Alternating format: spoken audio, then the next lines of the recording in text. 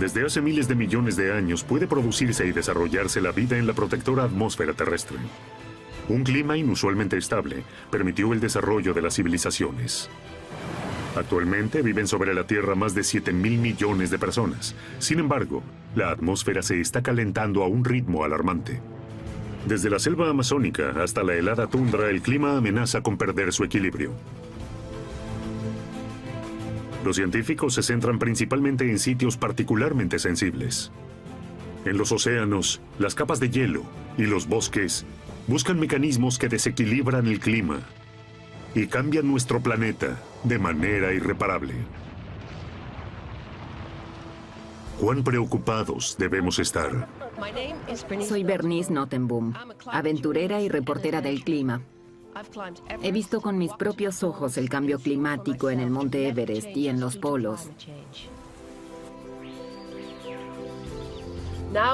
Ahora, en una expedición alrededor del mundo, quiero saber qué es lo que más les preocupa a los científicos y preguntarle a la gente cómo abordan los desafíos del cambio climático a nivel local.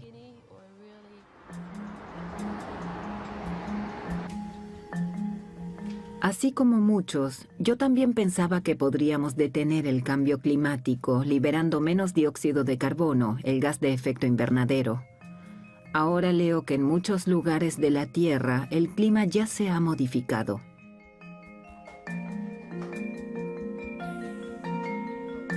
He hablado con numerosos científicos que lo confirman. Muchos me invitaron a visitar sus estaciones de investigación y ver con mis propios ojos qué es exactamente lo que está sucediendo. Dicen que debemos actuar antes de que sea demasiado tarde. Quiero visitar estos lugares en donde se están produciendo cambios evidentes que hasta cierto punto ya son irreversibles. El primer viaje me lleva a los hielos eternos de Groenlandia.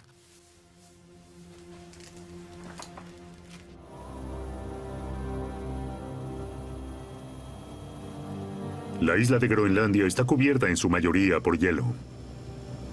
Este hielo desempeña un papel muy importante para el clima en el hemisferio norte. En promedio tiene 2 kilómetros de espesor, en el centro casi 4. Groenlandia. Esto es Kangerlussuaq, realmente desolador. Pero es el único lugar en Groenlandia en donde los aviones a reacción pueden aterrizar con seguridad. Muchos científicos parten desde aquí a sus estaciones de investigación sobre el hielo. Quiero descubrir cómo la capa de hielo de Groenlandia que se está derritiendo puede hacer que el clima se vaya a pique. Es por eso que vuelo directamente al hielo. Partimos de Kangerlussuaq. Nuestro destino es la estación de investigación S10. El hielo de Groenlandia es un recuerdo de la última era glacial hace 16.000 años.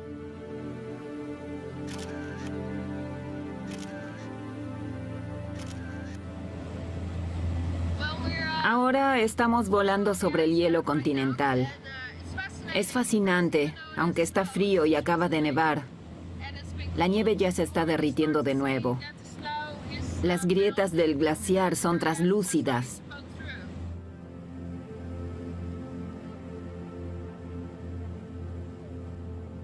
Volaremos unos 150 kilómetros más sobre el hielo continental y aterrizaremos en 8 minutos aproximadamente, a una elevación de 1.500 metros. ¿Está el hielo de Groenlandia a punto de derretirse? Tal vez la respuesta esté directamente delante de nosotros. Después de 45 minutos hemos aterrizado en medio de la placa de hielo. Ah, el Dr. Hubbard en persona. En la estación externa S10 se mide el desarrollo del hielo de Groenlandia a largo plazo. Hola, Bernice. Hola, ¿cómo está? Muy bien. Bienvenida al hielo. Alan Hubbard analiza cómo repercute el cambio climático en lo profundo de la capa de hielo. ¿Por qué está precisamente aquí? Qué buena pregunta. Enseguida me pregunté, ¿por qué no 20 kilómetros hacia allá o 40 hacia la otra dirección? Este punto es muy revelador para los científicos y se seguirá observando por 20 años. Originalmente solo serviría como control porque aquí no sucedía nada. ¿Aquí? Sí, aquí no habría de ocurrir nada. El hielo de Groenlandia serviría como punto de referencia estable. Sin embargo, el hielo se derrite. ¿Norteamericanos? ¿Daneses? Realmente somos un equipo internacional. I'm from Geological Survey of Denmark and Greenland. I'm PhD student in University of Uppsala in Sweden. Científicos de todo el mundo investigan lo rápido que se está derritiendo el hielo ahora.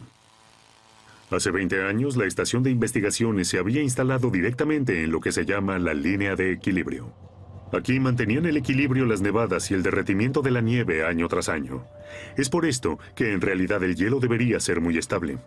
Esta estabilidad de la línea de equilibrio le habría permitido a los científicos detectar cambios en otros lugares. Es cada vez más interesante. Así como un canario puede detectar enseguida gases debajo de la tierra, la línea de equilibrio también es muy sensible. ¿Por qué es tan importante la línea de equilibrio? La capa de hielo debería ganar tanta masa como la que pierde. Lamentablemente no está ocurriendo esto. La línea de equilibrio se está moviendo cada vez más hacia arriba, alejándose de la costa. Esto significa que recibe menos nieve de la que se derrite. En lugar de esto, corre cada vez más hielo hacia el mar. Allí, el agua cada vez más caliente acelera el derretimiento.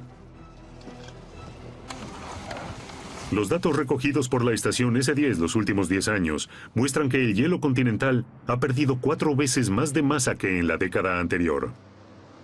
Si la placa de hielo de Groenlandia se derritiera completamente, el nivel del mar aumentaría hasta 7 metros en todo el mundo. Esto sería una catástrofe para muchas ciudades. Ya sea Nueva York, Calcuta, Shanghái o Rotterdam, todas serían afectadas.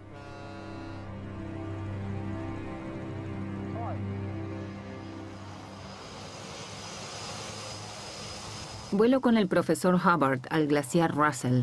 Allí se encuentra otro factor que influye en la placa de hielo. Debo prepararme para una gran sorpresa. El guía de montaña Kim Peterson nos guiará sobre el glaciar. Exploraremos con él durante varios días los cambios en las estribaciones de los glaciares.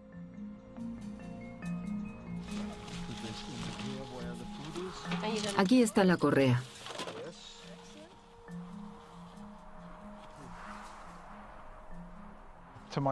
Siempre les digo a mis hijas, papá se va al país del helado, porque se está terminando del todo. Puede ser peligroso ir sobre el hielo, porque ya ha comenzado el derretimiento de hielo del verano. Nuestro objetivo es la zona activa de derretimiento del gigante glaciar.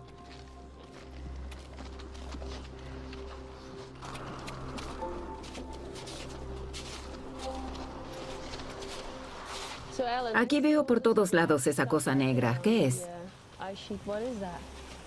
Se denomina crioconita. Cubre como un manto oscuro el hielo continental. Todo queda negro. ¡Qué locura! Está por todos lados. Está compuesto de hollín de los motores de combustión y el polvo del aire. La crioconita absorbe la radiación solar, lo que acelera significativamente el proceso de derretimiento. ¿Se intensifica esto por el derretimiento de nieve en el verano? Exacto. Y allí podemos verlo.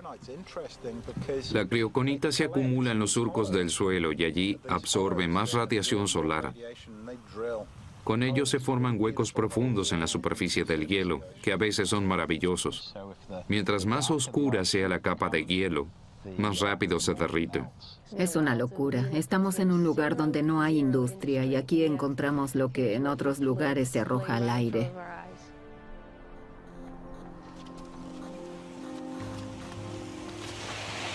¿Qué es eso? Ese es un canal glacial. Estamos a principios de mayo y el hielo se derrite. El agua de deshielo corre por estos canales sobre la capa de hielo. En algún momento encuentra una grieta y cae a lo profundo. ¿Qué es en realidad una marmita de gigante? ¿Un agujero que conduce a lo profundo? Es, por así decirlo, el sistema de canalización de los glaciares. Según una interesante teoría, el agua que cae al fondo del glaciar levanta 1 metro hacia arriba la capa de hielo que recubre el suelo. Y esto ocurre cada vez que cae por el agujero un nuevo aluvión de agua. Es por ello que esta parte de la capa de hielo se reduce más rápido de lo que preveían los modelos climáticos.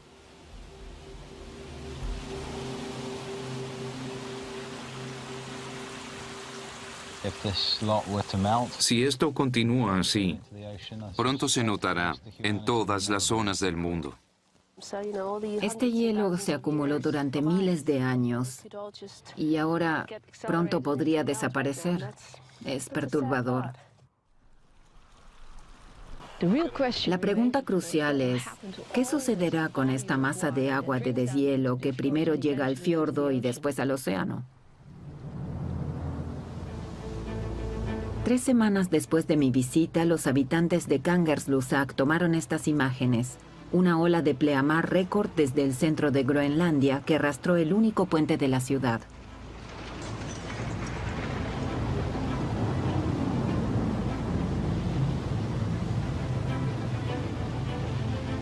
Enormes cantidades de agua de deshielo van a parar al océano alrededor de Groenlandia. Toda esa cantidad de agua dulce también tiene que influir en las corrientes marítimas. El agua dulce del glaciar afecta el agua de la superficie del Atlántico Norte, que es muy salada, que en este punto se hunde en las profundidades como un motor de las corrientes marinas oceánicas.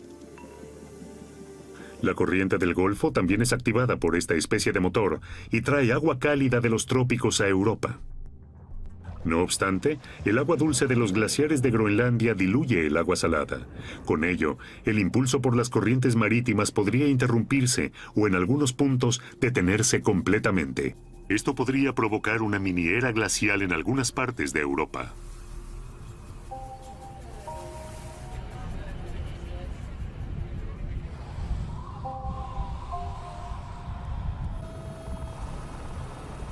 Si los glaciares de Groenlandia se derritieran durante este siglo, provocaría un efecto dominó en las corrientes marítimas.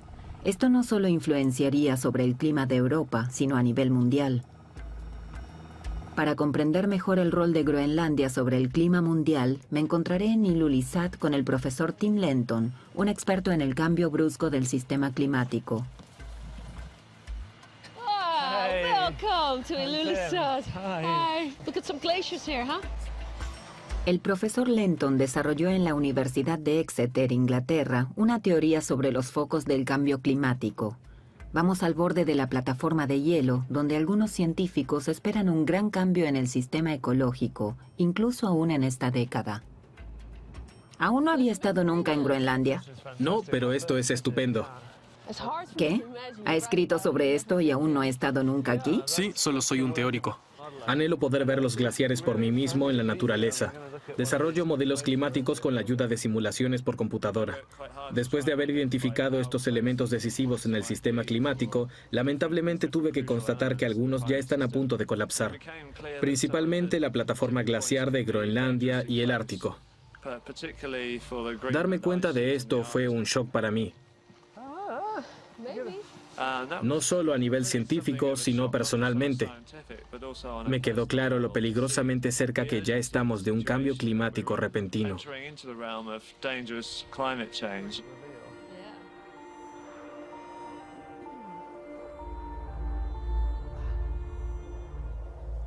¿Puede ser fatal un aumento de la temperatura en 3 grados?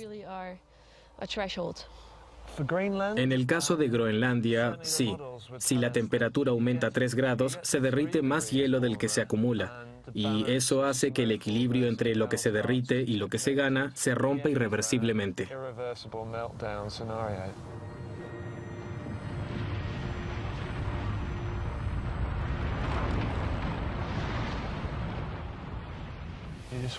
¿Qué ocurriría si esa enorme placa de hielo desaparece?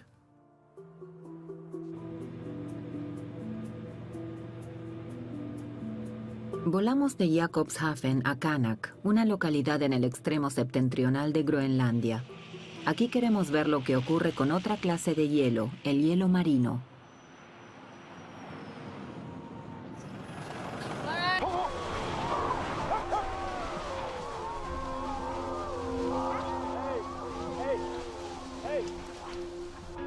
¿Tú crees que el hielo está más alejado que cuando eras niño? Antes retrocedía en 2 días, ahora tan solo en 5 horas. Generalmente el hielo retrocede en mayo, pero ahora ya lo hace en febrero o marzo. Eso ha cambiado mucho. Debido a la gran cantidad de grietas, los cazadores se ven obligados a hacer grandes desvíos. Esto representa un mayor esfuerzo para poder cazar.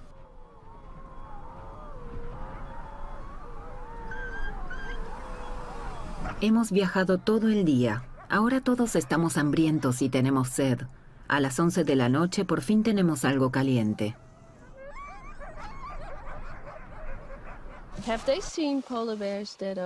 ¿Han visto a osos polares demasiado flacos o que hayan muerto porque no lograron llegar al hielo? Allí detrás flotaba un oso polar muerto. Es interesante lo que cuentan sobre el hielo marino que está desapareciendo. Los animales ya no saben a dónde ir. Los osos polares, las morsas, las focas no pueden vivir en mar abierto. Su vida, la cadena alimenticia, se está desplazando cada vez más hacia tierra. El hielo marino se está derritiendo más rápido de lo que se esperaba. En un mapa mundial animado, la NASA muestra las temperaturas de los últimos 100 años. El gran calentamiento comenzó en el extremo norte en los últimos 10 años.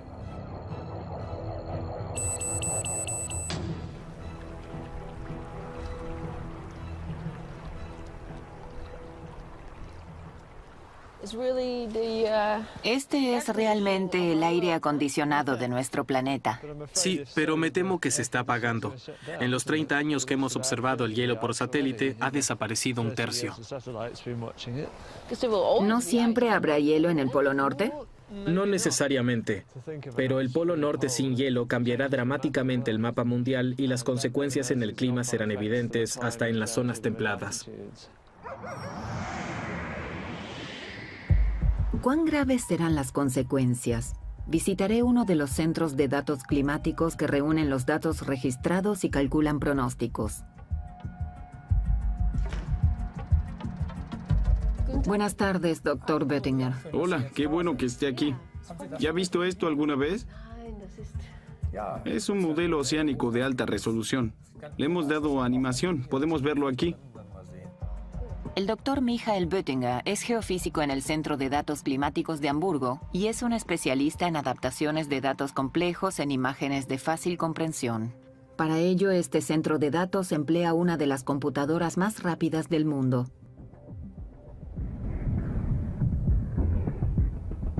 El cálculo de los modelos exige una capacidad enorme. Alrededor de todo el mundo se divide en la tarea 10 de estos centros de datos. Ordenadores como estos aumentan la capacidad de observación. Los modelos muestran, por ejemplo, las corrientes marítimas y la distribución de temperaturas de los océanos. ¿Qué se indica aquí? Aquí se muestra el desarrollo de las temperaturas. Hemos realizado cálculos durante 2 años con nuestro ordenador de alto rendimiento y ahora vemos aquí los resultados. Podemos decirlo así, resumidos en curvas. Primero recalculamos el pasado, los últimos 150 años, Y con ello, vemos hoy un incremento de la temperatura en 0,8 grados, en comparación con la época preindustrial. Para el futuro vemos aquí 3 colores diferentes. El rojo sería el escenario más pesimista. El escenario medio está representado aquí con el amarillo, y el más optimista, en donde ya no tendríamos emisiones de dióxido de carbono. Ahora estamos en un punto prácticamente en donde podríamos influir sobre cuál de estos caminos seguir. In einem Fenster, wo wir beeinflussen können, welchen dieser Wege wir gehen werden. Por mi experiencia en Groenlandia, sé que el clima está cambiando. El calentamiento global tiene graves consecuencias donde es más frío. Pero ¿cómo será donde ya es muy cálido? En los trópicos, en las selvas. Me decidí a viajar a la selva del Amazonas, el área selvática más grande del planeta. El punto de partida de mi expedición es la ciudad de Belém, de 1 millón de habitantes, en la desembocadura del Amazonas. A partir de aquí solo se puede llegar a los centros de investigación en barco. En esta oportunidad me mostrará sus investigaciones el experto en selvas tropicales, Jadwinder Magli, de Oxford. Además, en el barco nos espera su colega, Peter Cox.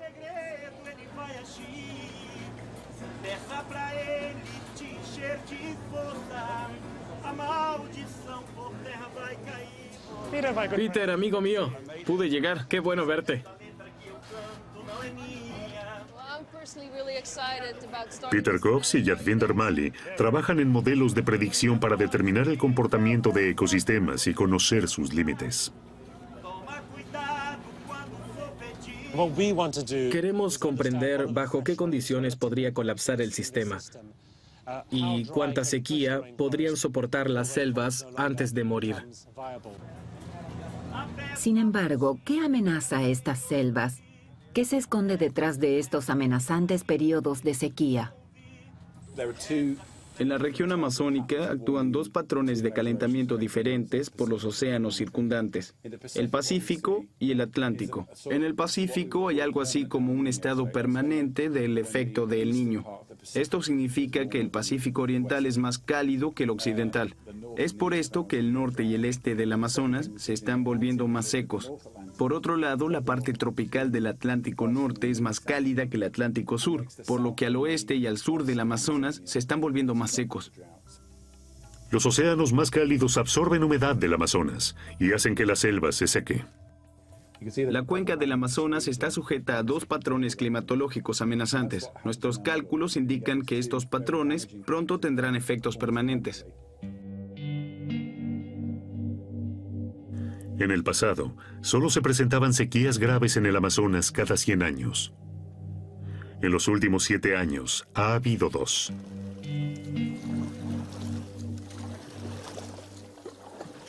Y se cree que habrá más sucesos extremos de este tipo.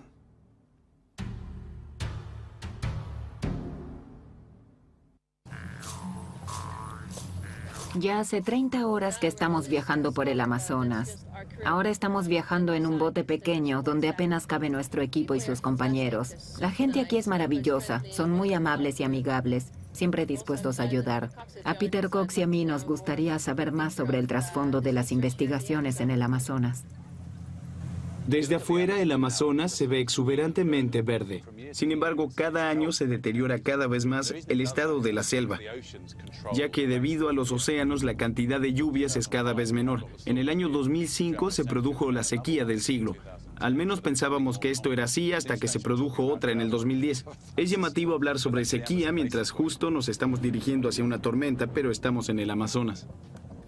Después de un tempestuoso viaje en el río, al otro día por la mañana temprano llegamos por fin a nuestro destino. Aquí también llovió toda la noche. El agua, la lluvia y el calor causan en la cuenca del Amazonas la exuberante vegetación que hay en la tierra. Aún faltan varios kilómetros por la selva húmeda hasta llegar a la estación de investigación. Llevamos un poco de tierra de aquí. Espero que no haya dentro ningún escorpión. No te preocupes. Sujeta fuerte, por favor. No lo hubiese pensado. Ahora vamos por aquí. Dejamos la selva y entramos al laboratorio de la sequía. Es enorme, no vemos dónde termina. Es como un gran invernadero. Alcanza más de 100 metros hacia esa dirección y unos 50 hacia allá. Es un edificio enorme. Las placas de plástico que ven allí arriba retienen aproximadamente la mitad del agua de lluvia. Más allá del techo, la selva recibe el 100% de las lluvias anuales. Dentro del marco del experimento, solo la mitad.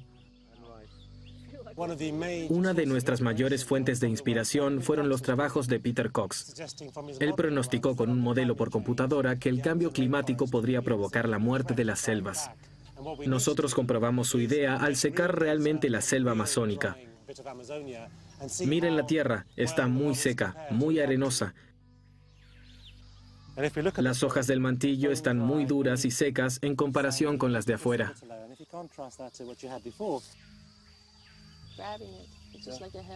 Las muestras de suelo de la selva abierta, en cambio, son bien húmedas. También han recibido el doble de lluvias. ¿10 años de sequía? 10 años de sequía. ¿Sientes curiosidad por cómo se verá esto en 20, 30, 40 o 50 años? Siento mucha curiosidad. Los primeros años la selva apenas mostró algún cambio. Al tercer año ocurrió esto. Los árboles grandes sencillamente se cayeron. Estábamos tan sorprendidos porque esperábamos que primero murieran los árboles pequeños, pero cayeron los árboles grandes. En el transcurso de 10 años, la selva bajo el techo cambió muchísimo. Enormes árboles cayeron y rompieron el techo. Cientos de cristales debieron ser cambiados. Aquí falta la corona. Ha cambiado completamente. Cuando caen los grandes árboles, dejan grandes vacíos en la corona. Entonces llega más sol hasta el suelo y lo reseca. De esta manera, la selva puede secarse fácilmente.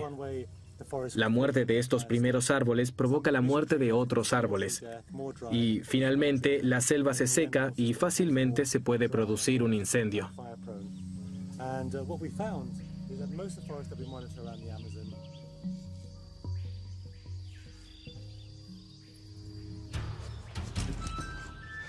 Para ver la corona desde arriba, nos subimos al árbol más alto de los alrededores. Es un largo camino hacia arriba y bastante agotador.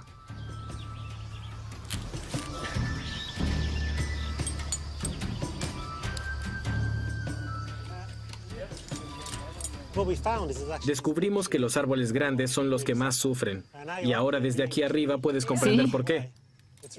Aquí arriba hace mucho calor. La radiación del sol es intensa y el camino para llegar al agua es largo. Y eso significa mucho estrés para los árboles. Es por eso que ante la sequía primero caen los árboles grandes. Estos rompen la corona, la selva se abre y cambia su estructura.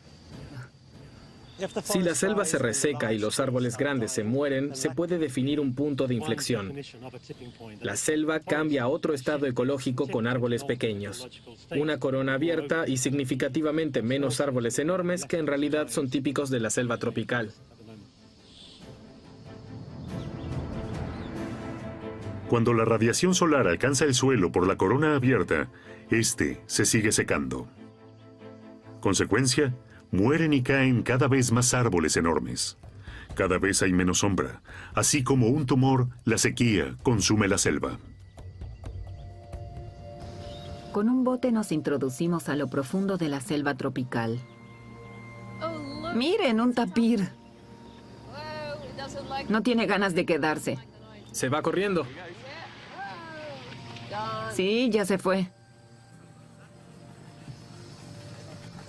La selva tropical amazónica es un enorme depósito de carbono con más de 200.000 toneladas de carbono, si contamos también árboles y humus.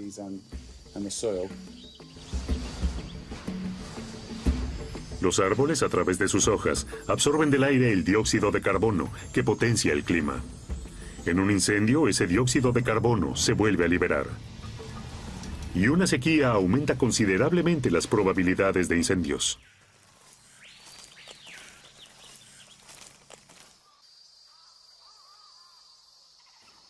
¿Estás preparado para subir a la torre? Sí, debo hacerlo, ahora o nunca. La torre es parte de una red mundial de control del dióxido de carbono.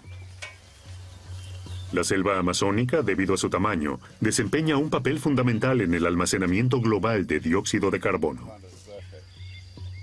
En torres como estas, medimos alrededor de todo el mundo la concentración de dióxido de carbono y la propagación de gases en la selva. Cuando comencé con las mediciones hace 17 años, el nivel de dióxido de carbono era de unas 360 millonésimas. Veamos cuán alto es ahora. Este es un medidor de dióxido de carbono. ¿Lo encendemos? Bien, vemos que la concentración oscila un poco alrededor de las 395 millonésimas. Casi tanto como en Ámsterdam. Exacto. El dióxido de carbono se propaga muy rápido. Su concentración aumenta por todo el planeta y es la causa principal del cambio climático.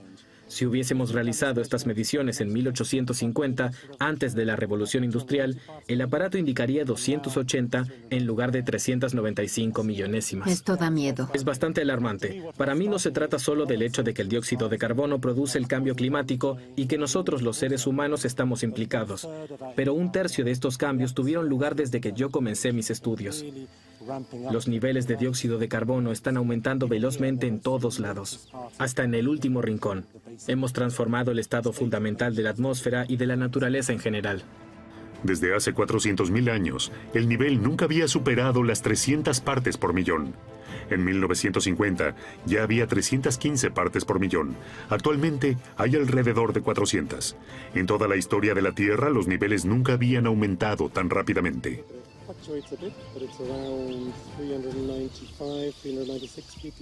Me parece que estos experimentos son muy emocionantes, porque con ellos podemos mejorar nuestros modelos y predicciones. Estoy contento de haber venido. En realidad, actualmente el nivel de dióxido de carbono está aumentando más rápido de lo que habían predicho los modelos. El 40% del dióxido de carbono liberado mundialmente es absorbido por la atmósfera, el 30% por los océanos y otro 30% por los sistemas selváticos. Solo la selva amazónica absorbe 1.500 millones de toneladas de dióxido de carbono al año, más que cualquier otra selva del mundo.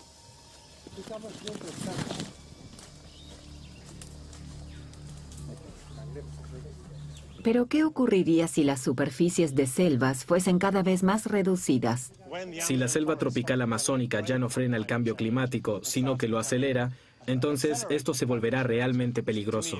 Para mí, el cambio climático se volverá amenazante cuando cambien su estado sistemas terrestres individuales que pierden el control de su propia dinámica.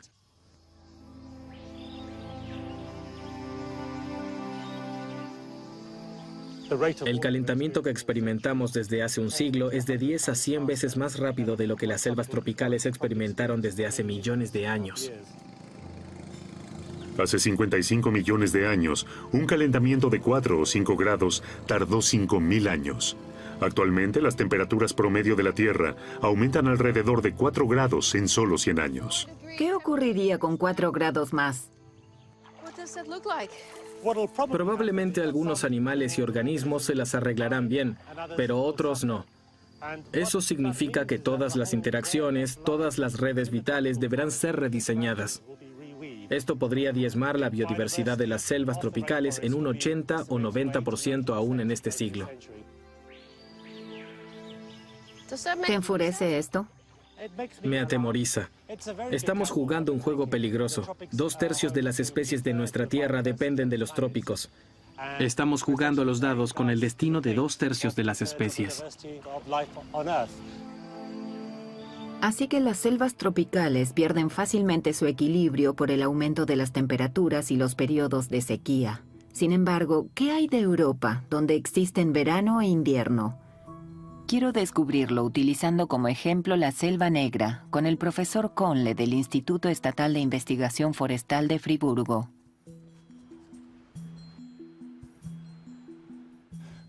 Aquí vemos el cambio de la temperatura mundial desde el año 1000 hasta comienzos del siglo XIX y XX. En el último siglo las temperaturas han aumentado marcadamente y según todas las proyecciones que a veces varían, debemos contar con que las temperaturas seguirán aumentando. Nuestra tarea es adaptar ese cambio de temperaturas mundial a lo que sucede en una región. Nosotros hacemos eso. Y después intentamos estimar cómo ajustar el cambio de temperatura regional con nuestras variedades de árboles. ¿Usted también hace excursiones por el bosque el domingo por la tarde? Por supuesto. ¿Sí?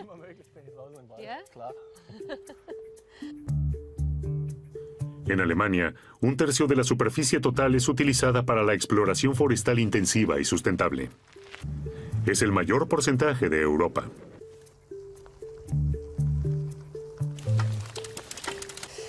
Aquí hay muchos árboles diferentes. Es cierto, es una situación bastante típica.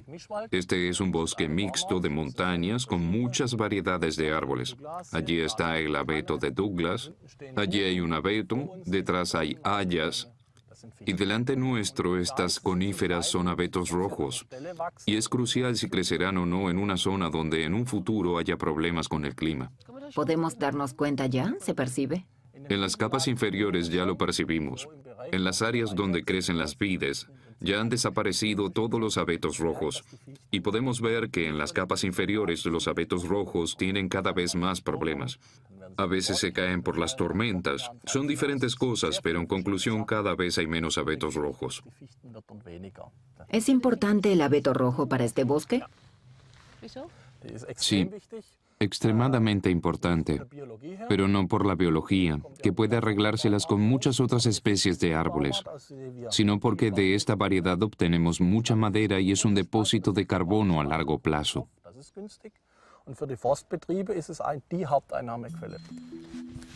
Muchos sectores industriales importantes de Alemania dependen del abeto rojo. Por ejemplo, el sector de la construcción. Hasta su utilización a menudo transcurren 40 años. Un aumento drástico de la temperatura podría hacer colapsar completamente el rendimiento y la planificación de la explotación forestal. Pero esa planificación realmente es a largo plazo. Eso también es difícil. Uno nunca sabe exactamente cuándo deberá hacerlo. Hagámoslo rápido para controlar el cambio climático. Eso no funciona. Debemos tener una idea clara de hacia dónde va.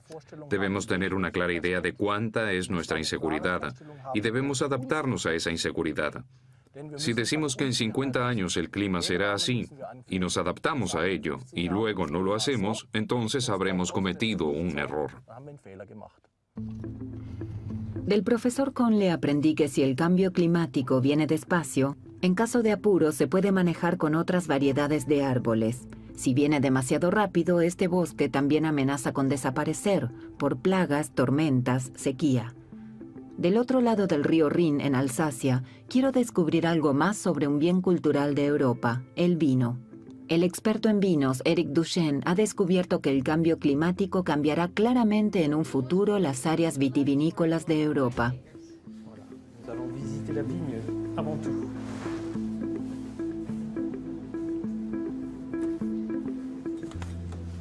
¿En este laboratorio cultivan las nuevas plantas?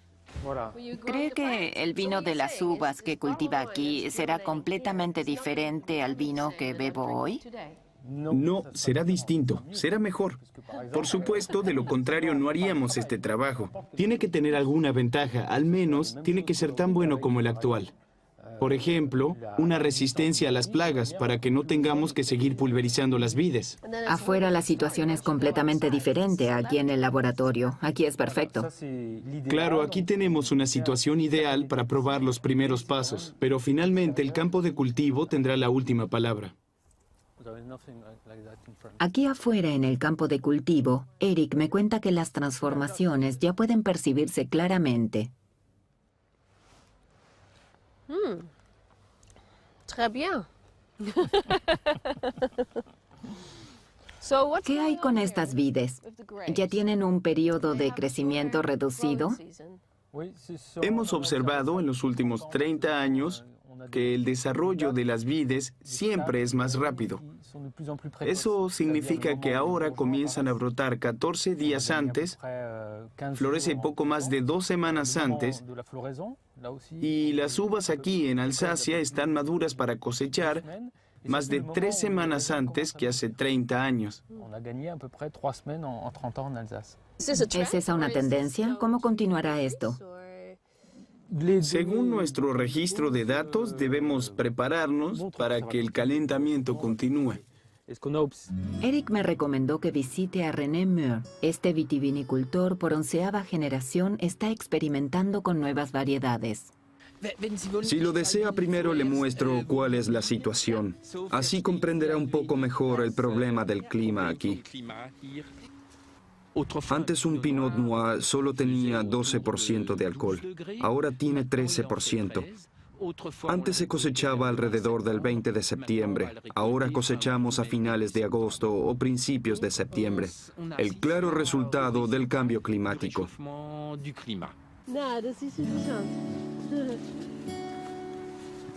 En los últimos 30 años, las noches también se han vuelto más cálidas, me cuenta René Mur, lo que entorpece la formación de los aromas. Cada hoja funciona como una fábrica química. Absorbe la energía solar y transforma la energía química en azúcar. Aquí estamos experimentando con vides cuya hoja tiene una menor superficie que las vides clásicas, que tienen hojas con una mayor superficie. Eso nos permite que las uvas maduren por un poco más de tiempo y así obtengan un aroma más exquisito y mejor que en las uvas tradicionales.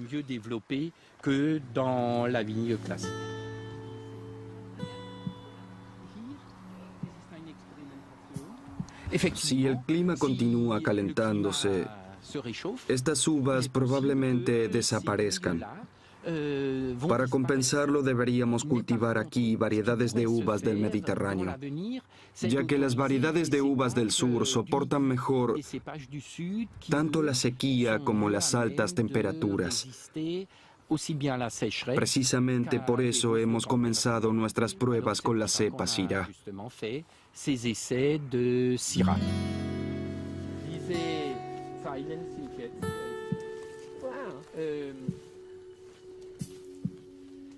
Es increíble. 11 generaciones han hecho aquí siempre lo mismo, desde 1680. Y ahora, en los últimos 50 años, todo ha cambiado completamente.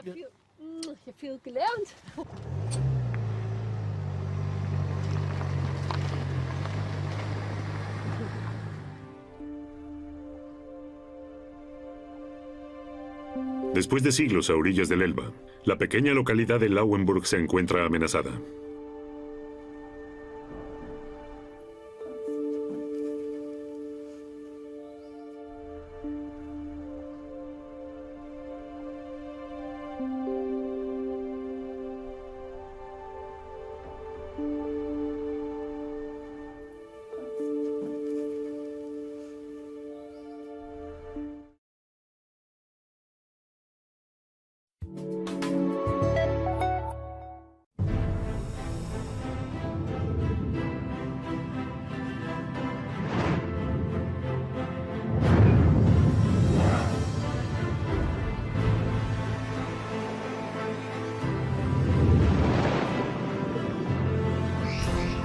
Desde hace miles de millones de años puede producirse y desarrollarse la vida en la protectora atmósfera terrestre.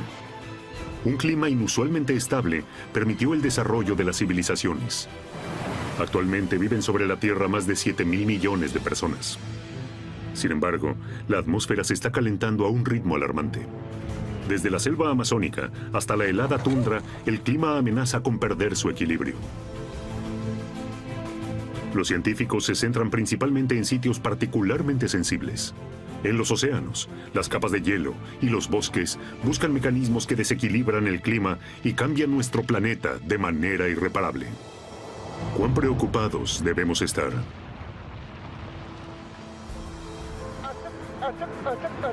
Soy Bernice Notenboom, aventurera y reportera del clima. He visto con mis propios ojos el cambio climático en el Monte Everest y en los polos. Ahora, en una expedición alrededor del mundo, quiero saber qué es lo que más les preocupa a los científicos y preguntarle a la gente cómo abordan los desafíos del cambio climático a nivel local. Los cambios también se hacen notar en las enormes áreas de influencia de ríos como el Elba, particularmente por la repetición poco común de olas de pleamar e inundaciones.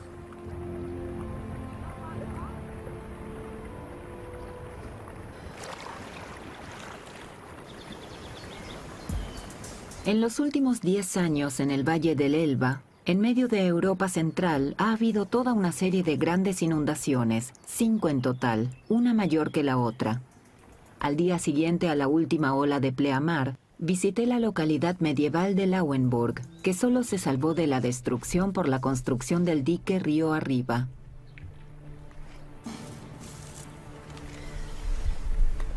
Hasta aquí llegó la inundación.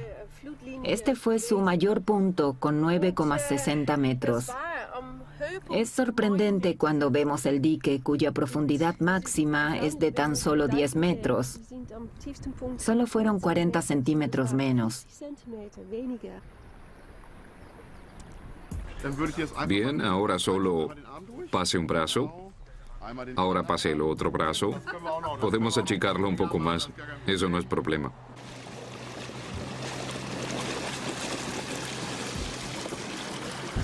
Ahora estamos viajando por donde normalmente hay tierra.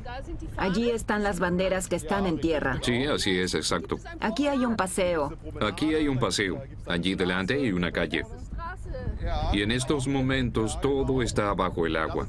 Y recién desde ayer la gente ha podido volver a sus hogares. Desde las 8 de ayer. Así que primero debemos examinar lo que ha ocurrido.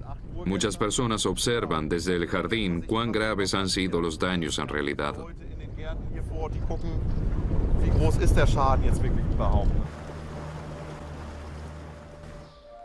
El 1 de junio de 2013 brilla el sol en Lauenburg, mientras que 800 kilómetros río arriba, una imponente masa nubosa del Mediterráneo descarga toda su fuerza.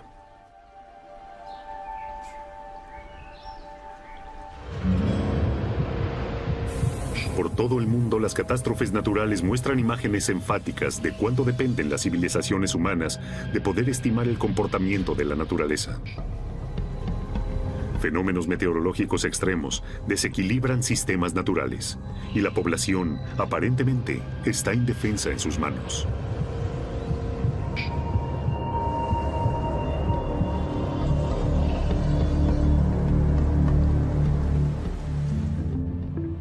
Es muy difícil comprender el clima. Hacer esto teniendo en cuenta los climas alrededor de todo el planeta y la interacción de todos los sistemas de la Tierra a lo largo de décadas es para mí el gran desafío de nuestros tiempos. Ahora estoy de camino al Zugspitze, a una estación de investigaciones sobre el cerro más alto de Alemania.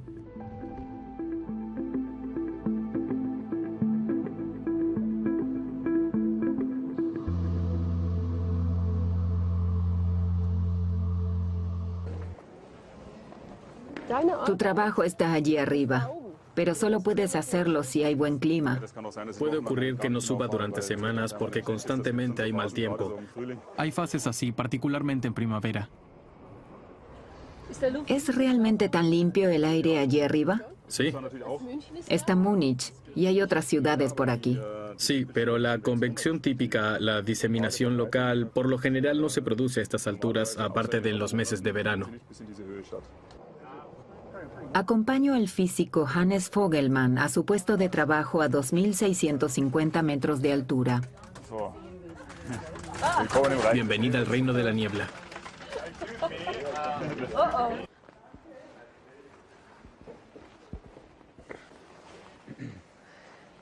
Wow. Aquí es prácticamente invierno.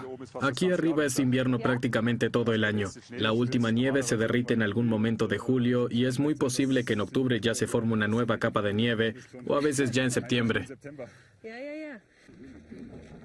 Solo el aislamiento en el cerro más alto de Alemania permite acceder a cierto conocimiento sobre la atmósfera y las nubes.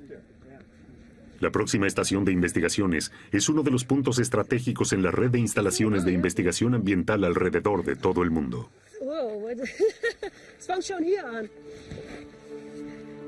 Ya que he subido a la montaña más alta de Alemania, también quiero llegar a su cumbre.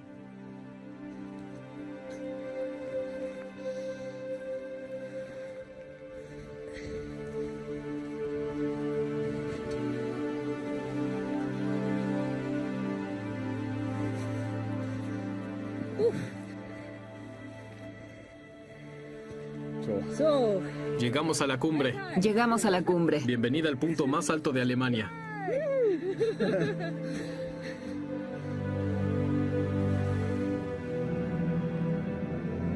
Diferentes centros de investigación ambiental aprovechan el aislamiento de este lugar para sus proyectos.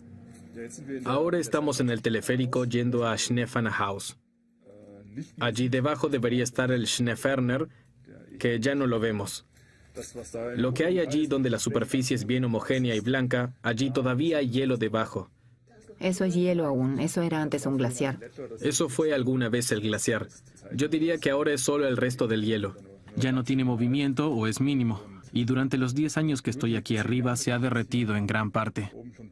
Antes el hielo llegaba al punto del borde de la roca, allí a la derecha, por encima de esa oruga para pistas de esquí que está allí. Estimo que el hielo ha retrocedido unos 20 metros. ¿20 metros en 10 años? Sí, es muchísimo. Si aún vivo en 50 años, que es poco probable, aquí veríamos un desierto pedregoso completamente seco. ¿No habría ningún glaciar? ¿Habría desaparecido completamente? Habría desaparecido por completo, suponiendo que continúa así como en los últimos años. Hannes Fogelmann vino al Schneeferner hace 10 años para hacer su doctorado.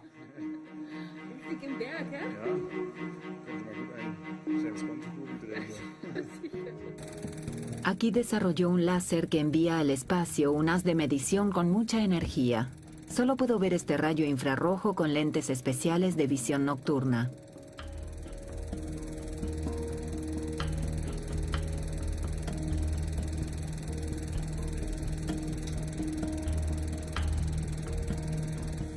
Va a esta varilla de metal. Allí hay un espejo deflector. Allí va hacia arriba, hacia el techo. Arriba hay una cúpula y mediante ella disparamos el rayo láser hacia el cielo. ¿A qué altura? El rayo láser llega a la estratosfera, llega al espacio, pero nosotros recibimos luz retrodispersada de una altura de hasta 25 kilómetros. Pero con concentraciones de vapor de agua, con este procedimiento llega solo a unos 12 kilómetros. Este programa de medición regular funciona desde hace 7 años. Sin embargo, aún no es suficiente para enunciados en el marco de la investigación climatológica. ¿Cuánto tiempo se necesita? ¿Otros 10 o 20 años? En la meteorología se parte de la base de que en realidad se precisa de un periodo de tiempo de al menos 10 años para hacer algún análisis de tendencia. Pero por lo general el clima se define como promedio durante unos 30 años. Es decir, que aún nos falta mucho. Hasta entonces probablemente ya esté jubilado. 30 años hasta los primeros resultados. Es increíble cuánta paciencia y perseverancia deben tener los científicos. Bien, esta es la cúpula por medio de la cual disparamos hacia afuera el rayo láser que acabamos de ver abajo, aunque en realidad no lo hubiésemos visto a no ser por los lentes de visión nocturna. Y debajo hay un gran telescopio de 65 centímetros de diámetro. Este sigue el rayo y vuelve a recoger la luz retrodispersada. Queremos analizar cómo se desarrolla la concentración de vapor de agua en la estratosfera. Se sospecha que gran parte se produce por la oxidación del metano. Y por supuesto que con el aumento de las emisiones de metano producidas por el hombre, y por supuesto que también por el permafrost que produce una retroalimentación positiva y también tiene el efecto en el vapor de agua estratosférico. La propagación de gases y polvo no tiene límites. Recién con simulaciones por computadoras ha sido posible tener una visión general de todo. Marrón es el polvo del desierto sobre el Sahara. Amarillo, las emisiones sobre Asia y Norteamérica. Azul, el vapor sobre los océanos. El vapor de agua sobre el Schneeferner se produciría en la lejana Alaska. Mi próximo destino es una estación de investigación en medio de la tundra ártica.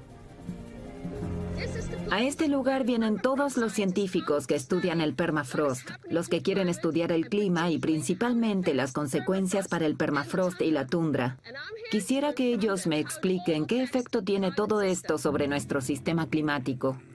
Desde hace 3 años, Ben Abbott investiga en esta región de permafrost que actualmente se está descongelando de manera espectacular.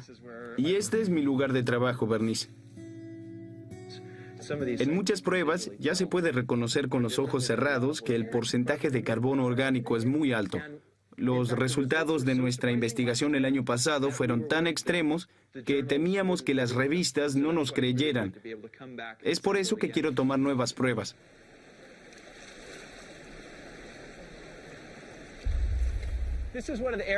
En esta área se encuentra la densidad de la biomasa más alta del mundo. El material orgánico que se saca de este río ha estado congelado durante muchos cientos de miles de años. Sin embargo, desde que nuestro planeta se está recalentando cada vez más por la combustión de combustibles fósiles, comenzó a descomponerse. Prácticamente hemos despertado a un gigante dormido.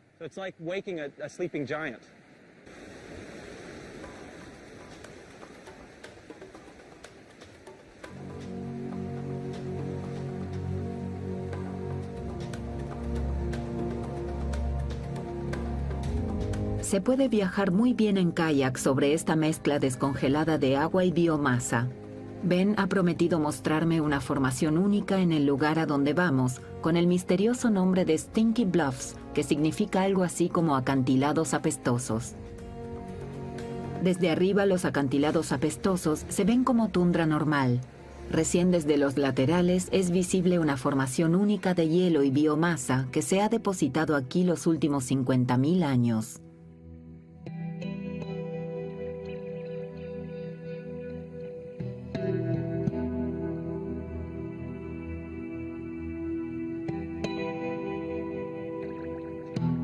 Debemos ver esto como una enorme cápsula del tiempo que nos cuenta sobre el clima y el ecosistema de los últimos 50.000 años.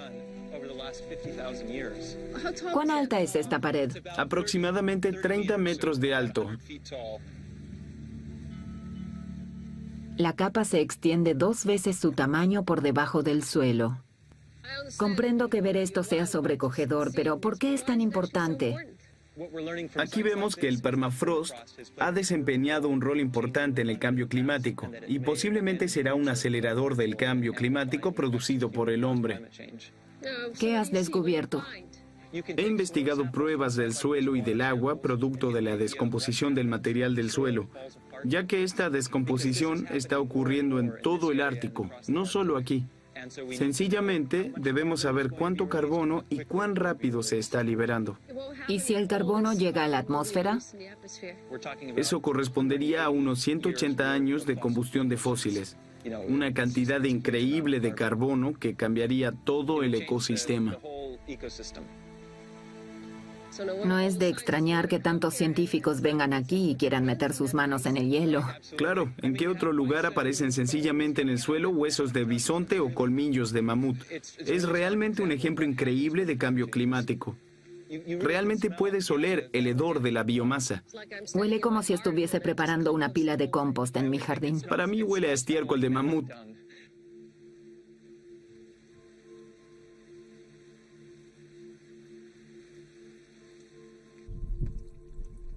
Los científicos temen que un nuevo aumento de la temperatura de tan solo medio grado descongele el suelo permanentemente. La consecuencia sería un cambio abrupto en el ecosistema sin precedentes. Y ahora los habitantes de las regiones del permafrost experimentan lo que esto podría significar.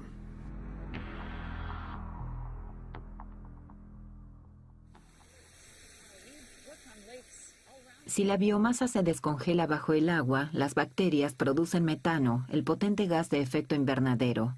La especialista en agua, Katie Walter, ya ha investigado miles de lagos. ¿Pero por qué lagos? Me interesan principalmente los lagos que se encuentran en permafrost, ya que estos liberan metano al aire. Este gas se produce cuando material orgánico en el suelo de un lago se descongela después de decenas de miles de años en el hielo y es descompuesto por bacterias. Katie ya ha medido el desarrollo de metano en todas las regiones de permafrost del Ártico, desde Alaska pasando por Canadá hasta Siberia.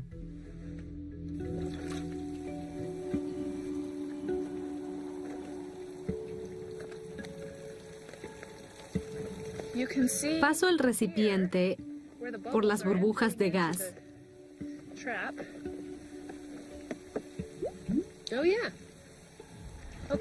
Ahora comprobemos si es metano lo que sale del agujero. Sujeta aquí el encendedor. Evidentemente es metano. Como gas de efecto invernadero, afecta 25 veces más que el dióxido de carbono. Por Dios, con esto podríamos cocinar. Se distribuye en la atmósfera e intensifica el calentamiento global, que a la vez continúa derritiendo el Ártico. Cuando el lago se congela en invierno, con un hacha de hielo podemos hacer un agujero y encender las burbujas de gas. Se producen bolas de fuego tan altas como los abetos. Barrow, la localidad más septentrional de Alaska, a 1.400 kilómetros del Polo Norte. Sin embargo, en verano aquí ya no hay hielos flotantes. Me encontraré con Jay Swally, uno de los investigadores de hielo marino más importantes. Quiero saber cómo se relacionan el hielo flotante con el permafrost. Hola, Jay. Hola, Bernice, ¿cómo estás? Bien. Qué bueno que estés aquí. Bien, entonces vayamos al fin del mundo, al Point Barrow. ¿Ya he estado allí? No, nunca en tierra. Lo he sobrevolado, pero aún nunca he estado abajo. Nos ponemos en marcha en la tundra volcánica hacia el extremo norte de Point Barrow.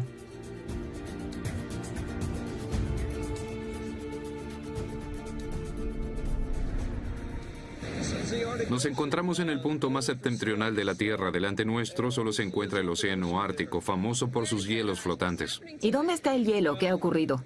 Bueno, ha desaparecido, sobre todo con las temperaturas de verano. Antes, en esta época, todavía veíamos el hielo flotante muy cerca de la costa. Yo no veo nada. ¿Y usted? Uno de los motivos del calentamiento del Ártico es el retroceso de los hielos flotantes. Aproximadamente desde el año 2000 comenzó a acelerarse este proceso cada año en un 2 o 3%. La razón es muy sencilla. Cada vez es más cálido. Y cuanto menos hielo haya, más rayos solares alcanzan la superficie del agua. Siempre surge la cuestión de si esto es reversible. Algunos negadores del cambio climático minimizan el problema y afirman que los hielos flotantes vuelven a acumularse en invierno. Pero es crucial lo que ocurre en verano. Si los hielos flotantes en invierno tienen menos de 1 metro de espesor, en verano se derriten por completo. El siguiente invierno no será lo bastante grueso para superar el siguiente deshielo de verano. Hemos cruzado el umbral, de tal forma que en un futuro ya no habrá más hielo flotante como en los 70.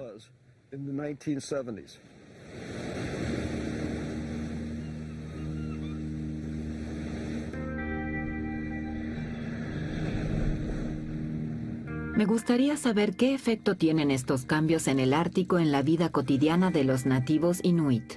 Rick Toothman es de Barrow y sabe por experiencia propia lo que significa el cambio climático en el Ártico. Sinceramente, no puedo imaginarme el océano Ártico sin hielo flotante. ¿No cree que esté ocurriendo? No lo comprendo. Tendría consecuencias desastrosas para la caza. Afectaría a muchos animales. ¿Qué efecto tendrán la escasez de hielo y el aire caliente en los animales de los que viven? Bueno, algunos animales comienzan con sus migraciones antes de costumbre. Las ballenas jóvenes normalmente comienzan a migrar en abril. Ahora vemos que comienzan a hacerlo en marzo. Tantas vidas dependen del hielo. La supervivencia de los peces, de las focas y de los osos polares, y también de las morsas, depende de hielo. ¿Esto no lo pone nervioso? Sí. ¿Teme que esto continúe así y que ya no haya más hielo? Sencillamente, no puedo imaginarme el océano glaciar ártico sin hielo marino.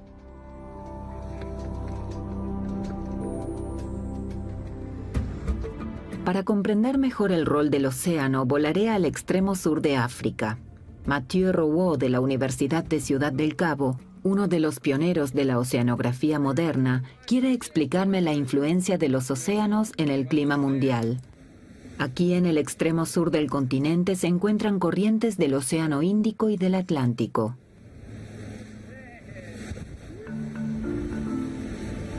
¿Puede decirme por qué debemos investigar los océanos para comprender el cambio climático? Sencillamente porque son los océanos principalmente los que determinan el clima. Los océanos absorben energía solar, que distribuyen mediante las corrientes marítimas. De esta manera determinan el clima del planeta.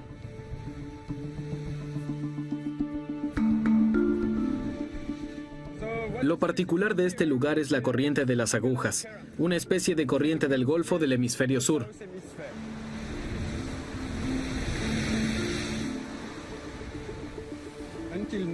Hasta ahora, la corriente de las agujas nunca había sido muy importante al discutir sobre el clima y hasta hace algunos años fue completamente ignorada.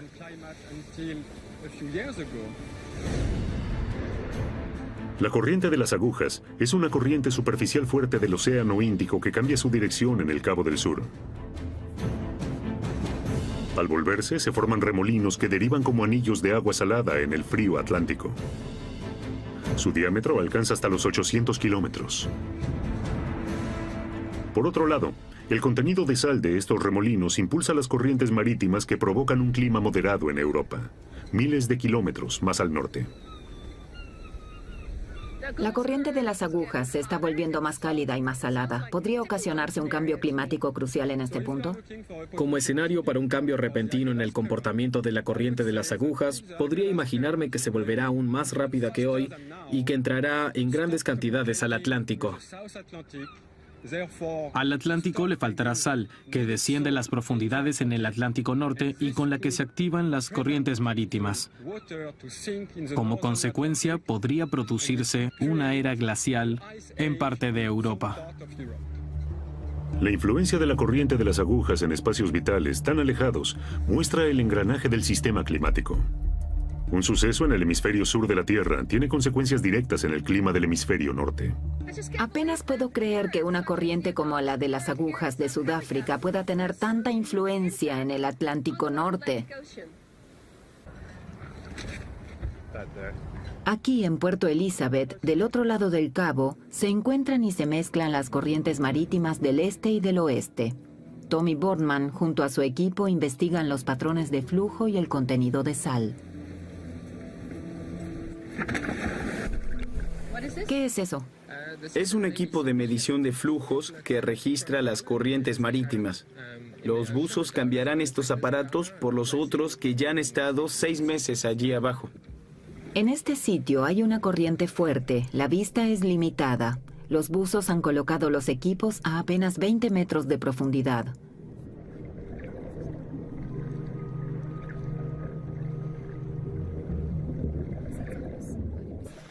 ¿Qué tal fue? ¿Tuvo éxito la misión? Ahora sacaremos los registros de la sonda de los últimos 6 meses. Todos los datos recogidos se analizan en la red global de científicos. Para investigar el océano, miles de sondas flotantes transmiten sus datos a satélites.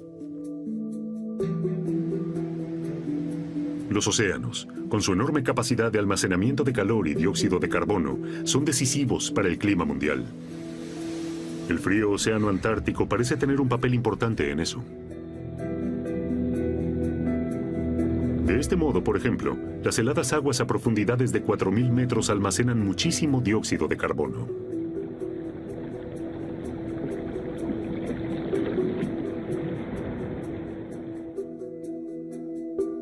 La corriente circumpolar alrededor de la Antártida es la corriente marítima más poderosa del planeta. Sola mueve 150 veces más agua que todos los ríos de la Tierra. Dentro de esta corriente, corrientes ascendentes y descendentes transportan al suelo marino el dióxido de carbono recogido en la superficie. Allí puede permanecer miles de años. No podemos prever cuándo y cómo cambiarán las corrientes su dirección. Si bien vemos algunos cambios, aún no sabemos hacia dónde conducirán. Debemos seguir investigando para no solo poder comprender el ecosistema a nivel local, sino también su interacción con los demás ecosistemas. Los enormes glaciares del Himalaya alimentan ríos que le proveen de agua a más de 1.000 millones de personas. Sin embargo, esas corrientes vitales están en peligro, ya que los glaciares que desaparecen, el desplazamiento de los monzones de verano y la disminución del rendimiento de los cultivos por el calor llevan a los ecosistemas del norte de la India al borde del colapso.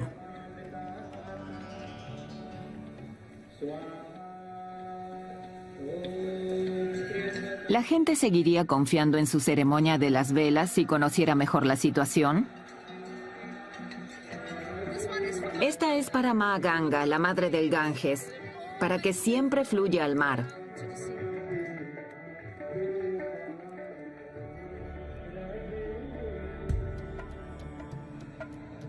El destino del Ganges y sus residentes dependen del monzón asiático y de los glaciares del Himalaya. Quiero que el propio presidente del Grupo Intergubernamental de Expertos sobre el Cambio Climático que vive a orillas del Ganges me cuente las consecuencias que ya tiene actualmente la lucha por el agua. El economista Rajendra Pachauri es vocero de esta organización formada por la ONU en 1998. En 2007 obtuvo un premio Nobel de la Paz. La escasez de agua en la India es muy real y conflictiva. Por ejemplo, en Maharashtra, uno de los estados más ricos de la India, se provee de agua a los sectores amenazados con 4.000 o 5.000 camiones cisterna para que las personas tengan suficiente agua para beber. En otras partes de la India observamos conflictos latentes entre estados vecinos que pelean por el agua. Este tipo de conflictos aumentarán considerablemente en un futuro. En el Himalaya también habrá conflictos por el agua. Allí, sobre la cadena montañosa más alta de la Tierra, quiero encontrarme con un equipo internacional de científicos. Solo se puede acceder con helicóptero a la cuenca del Annapurna, ya que un barranco enorme impide cualquier acceso normal desde abajo. Se trata de un lugar fascinante para los científicos porque aún está intacto. Y a mí me encantan estos lugares.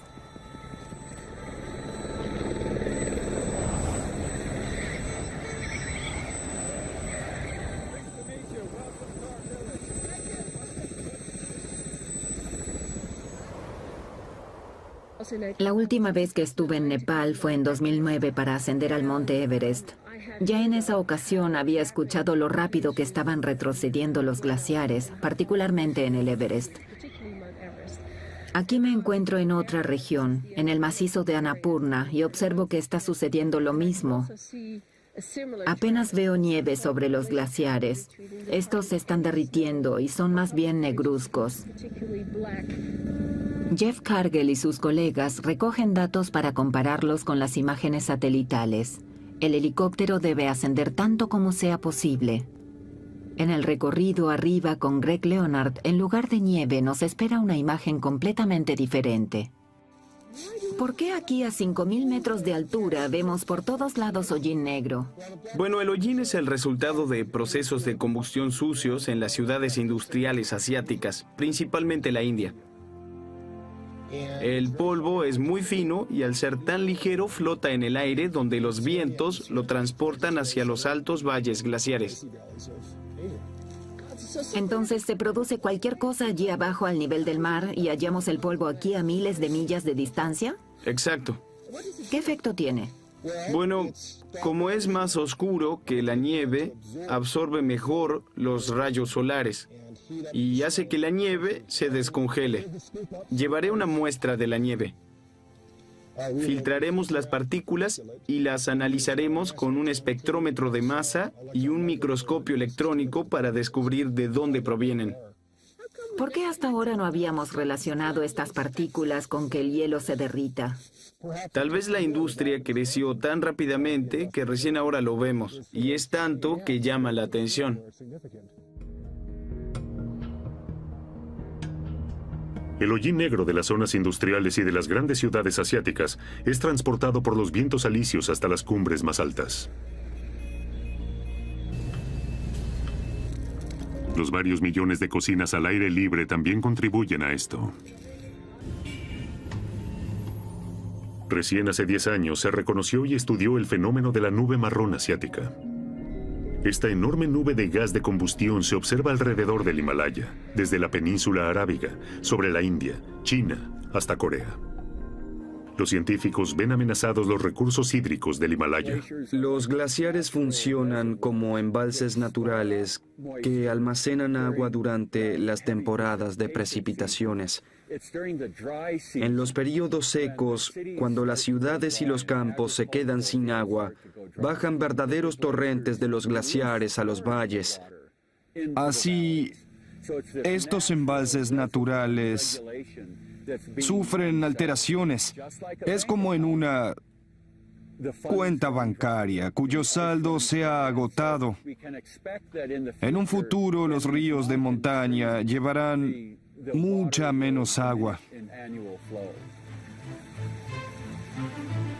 Hay imágenes por satélite de la región desde hace más de 40 años. Montadas en una serie cronológica, se muestra de una manera impresionante cómo se acelera cada vez más el retroceso de los glaciares del Himalaya.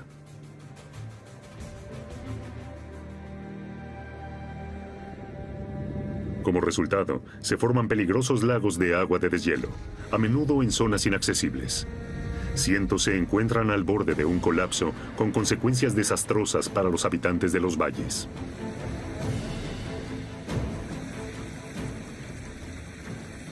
Ahora me encuentro en la aldea de Karpani para hablar con sus habitantes.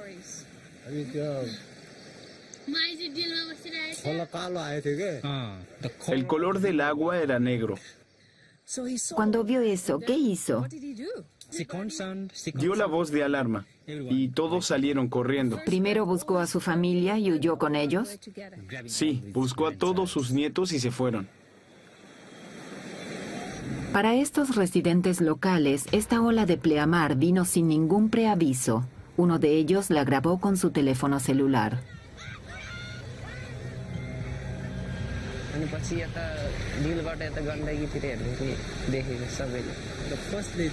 Primero escucharon el ruido y reconocieron el peligro. ¿Cuán alta era la ola? Tan alta como estos árboles. Oh, wow. Aquí había muchas casas. ¿Cuántas casas había aquí? 10 o 12. Todas fueron destruidas.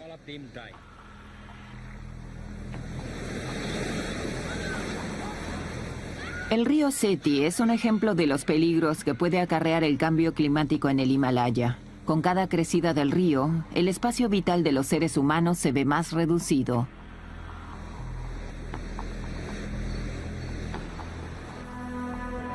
El aumento de la evaporación en los océanos al subir la temperatura por el rápido cambio climático desencadena fuertes lluvias que pueden producir tormentas e inundaciones desastrosas por todo el mundo. Cada vez hay más refugiados climáticos, aunque las Naciones Unidas aún no han reconocido su estado.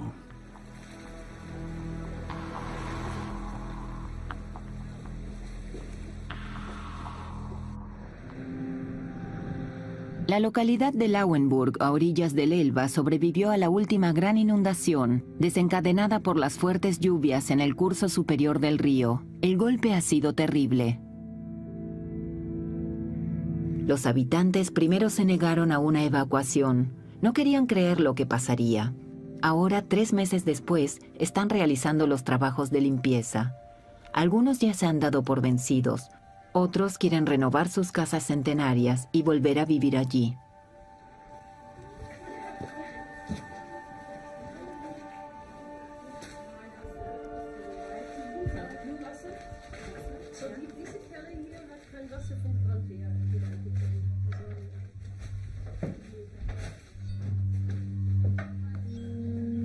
Después de esta quinta inundación en 10 años, la mayoría ha comprendido que habrá más inundaciones. Quieren reunirse con las otras personas que viven a orillas del Elba. Una gestión de inundaciones conjunta y legítima a lo largo de los 1000 kilómetros de recorrido del río controlaría futuros desastres. Antes ya también ha habido crisis climatológicas, aunque solo a nivel regional, en Angkor Wat, la isla de Pascua, los mayas. Quienes no toman en serio estas crisis desaparecen. Los científicos solo pueden abrirnos los ojos, y nosotros podemos reunirnos y desarrollar ideas de cómo continuar.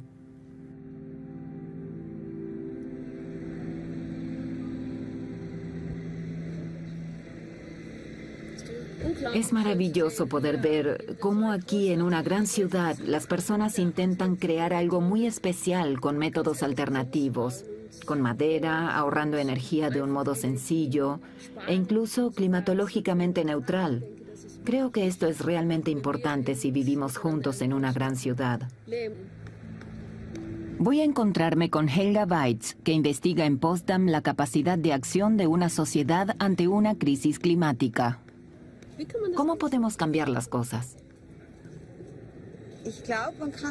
Creo que ya podemos cambiar las cosas partiendo primero de la base de no ponerse siempre como meta que todo debe ser lo más barato posible. En el momento en que decimos que debe ser lo más barato posible, se produce donde la mano de obra es más económica y donde las condiciones ambientales y los estándares ambientales son los más bajos. Creo que sencillamente consumimos demasiado. Casi todas las personas de los países ricos tienen demasiada ropa en sus roperos que no usan. Compran demasiada comida. Tiran muchísimo de esa comida. Realmente una reducción en ese sentido cambiaría mucho. No tenemos que comprar todo lo que necesitamos. Podríamos alquilar cosas, compartirlas, lo que haría una gran diferencia. Es decir, por ejemplo, no comprar una lavadora, sino comprar el servicio que la lavadora presta y no poseer el objeto. Sería como un coche alquilado o algo así. ¿Puedes organizar toda tu vida así? Se puede organizar mucho de esta manera. Intercambiando, compartiendo, no comprando ni acumulando. Exacto, exacto. En realidad habría que tomar cada decisión después de pensar en sus ventajas y desventajas. ¿Puedo hacerlo de otra forma? ¿Puedo hacer algo que sea mejor para el clima, para la tierra? Y sí hay forma de hacerlo, pero no lo hacemos. Eso es sencillamente lo que debería meterse en la cabeza de cada persona. Tal vez pronto haya fábricas por todos lados que solo elaboren productos neutrales para el clima con la ayuda de energías renovables. Visito una empresa que fabrica materiales de construcción. Aquí producimos materiales para la pared y el techo, es decir, para toda la casa, solamente de madera. ¿Qué tiene de particular su fábrica? Nuestra fábrica tiene de particular, por un lado, que solo empleamos madera y ningún material artificial. ¿Es posible? Es posible. En estos momentos ya estamos construyendo edificios de 7 pisos sin ningún inconveniente. No creíamos que fuese posible con este material. Con ello no tenemos nada de residuos. Todos los residuos se queman para calentar los pabellones y almacenes. O si aún queda algo más, se transporta 20 kilómetros a una planta de pellet. Y ahí cumplen otra función.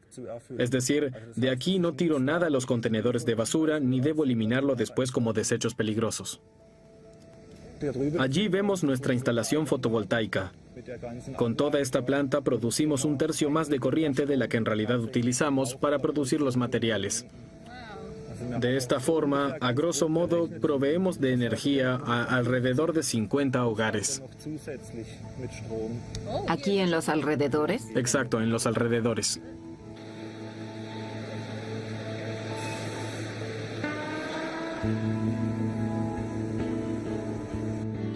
¿Puedes imaginarte que esto sea un ejemplo para Alemania? Sí, por supuesto. Precisamente la industria. Con grandes pabellones, con grandes superficies, que después quedan prácticamente en desuso. Si se las llenara con fotovoltaica, eso representaría un gran potencial de ahorro.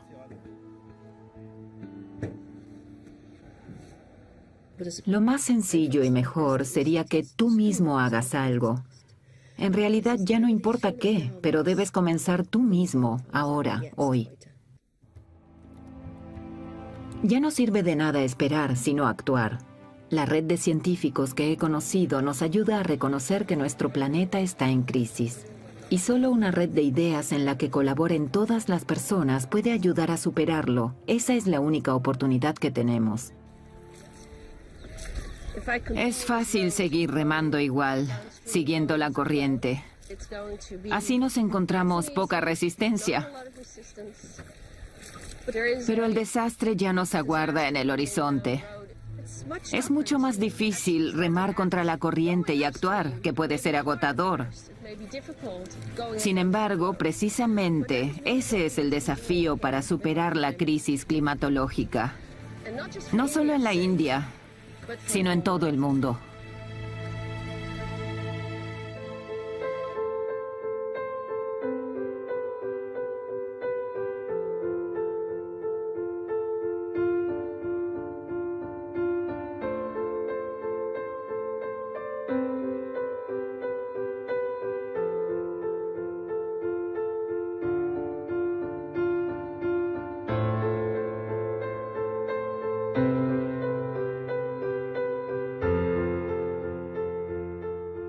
Eso para poder cazar.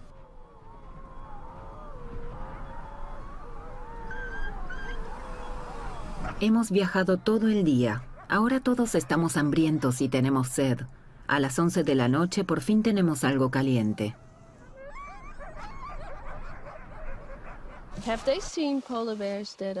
¿Han visto a osos polares demasiado flacos o que hayan muerto porque no lograron llegar al hielo? Allí detrás flotaba un oso polar muerto. Es interesante lo que cuentan sobre el hielo marino que está desapareciendo. Los animales ya no saben a dónde ir. Los osos polares, las morsas, las focas no pueden vivir en mar abierto. Su vida, la cadena alimenticia, se está desplazando cada vez más hacia tierra.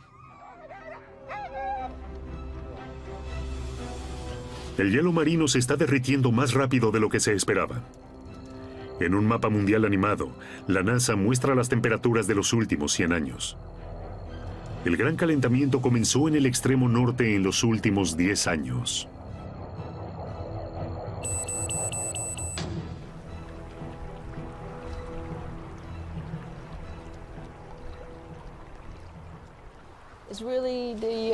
Este es realmente el aire acondicionado de nuestro planeta. Sí, pero me temo que se está apagando. En los 30 años que hemos observado el hielo por satélite, ha desaparecido un tercio. ¿No siempre habrá hielo en el Polo Norte? No necesariamente, pero el Polo Norte sin hielo cambiará dramáticamente el mapa mundial y las consecuencias en el clima serán evidentes hasta en las zonas templadas. ¿Cuán graves serán las consecuencias? Visitaré uno de los centros de datos climáticos que reúnen los datos registrados y calculan pronósticos. Buenas tardes, Dr. Boettinger. Hola, qué bueno que esté aquí. ¿Ya ha visto esto alguna vez? Es un modelo oceánico de alta resolución. Le hemos dado animación, podemos verlo aquí. El Dr. Michael Boettinger es geofísico en el Centro de Datos Climáticos de Hamburgo y es un especialista en adaptaciones de datos complejos en imágenes de fácil comprensión. Para ello, este centro de datos emplea una de las computadoras más rápidas del mundo.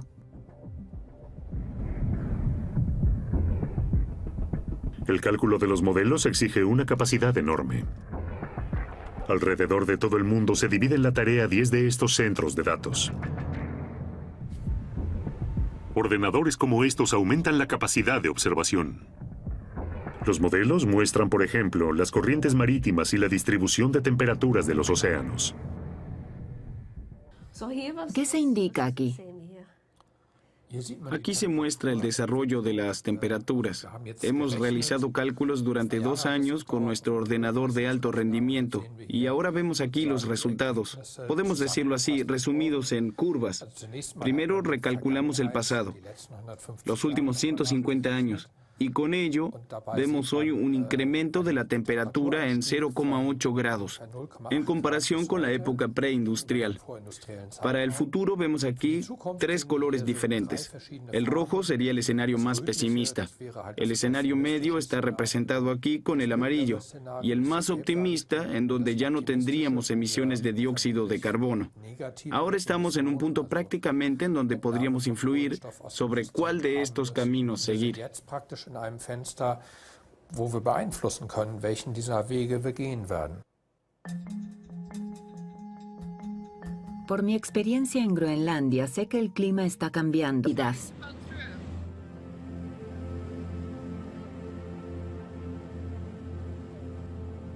Volaremos unos 150 kilómetros más sobre el hielo continental y aterrizaremos en 8 minutos aproximadamente, a una elevación de 1500 metros.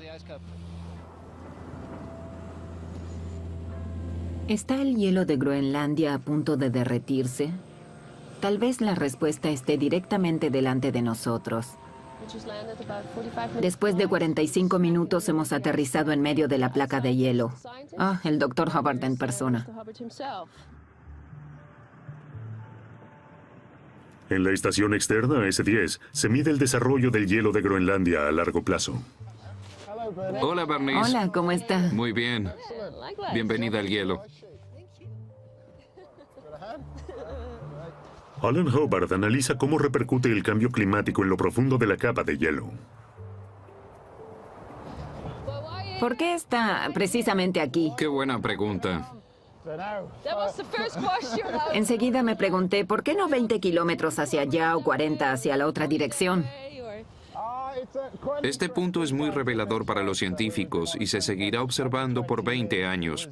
Originalmente solo serviría como control porque aquí no sucedía nada. ¿Aquí?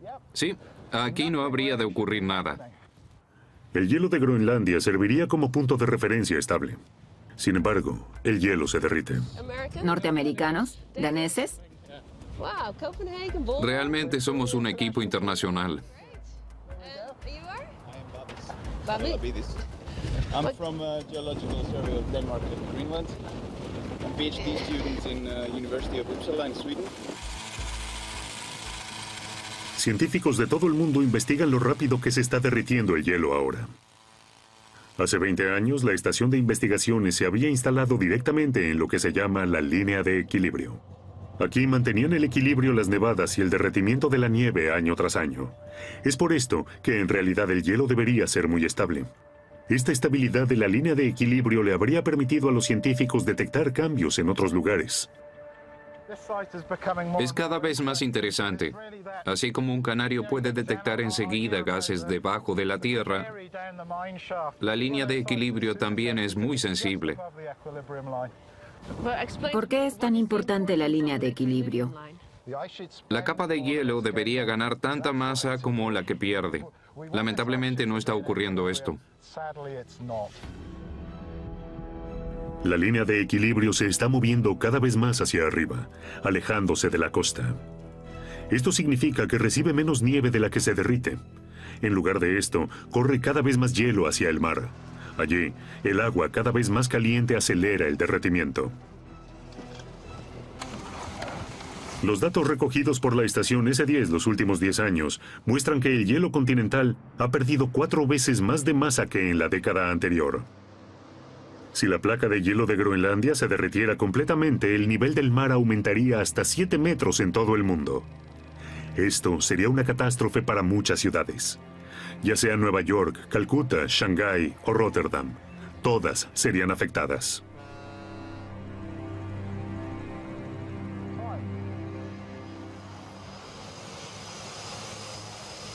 Vuelo con el profesor Hubbard al glaciar Russell. Allí se encuentra otro factor que influye en la placa de hielo. Debo prepararme para una gran sorpresa. El guía de montaña Kim Peterson nos guiará sobre el glaciar. Exploraremos con él durante varios días los cambios en las estribaciones de los glaciares.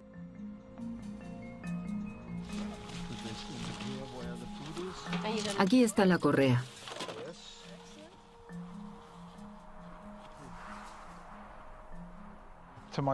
Siempre les digo a mis hijas, papá se va al país del helado, porque se está terminando del todo. Puede ser peligroso ir sobre el hielo, porque ya ha comenzado el derretimiento de hielo del verano. Nuestro objetivo es la zona activa de derretimiento del gigante glaciar.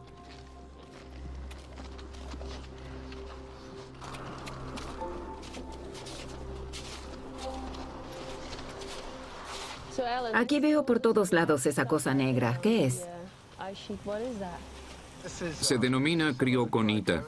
Cubre como un manto oscuro el hielo continental. Todo queda negro. ¡Qué locura! Está por todos lados.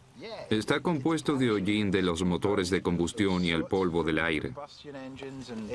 La crioconita absorbe la radiación solar, lo que acelera significativamente el proceso de derretimiento.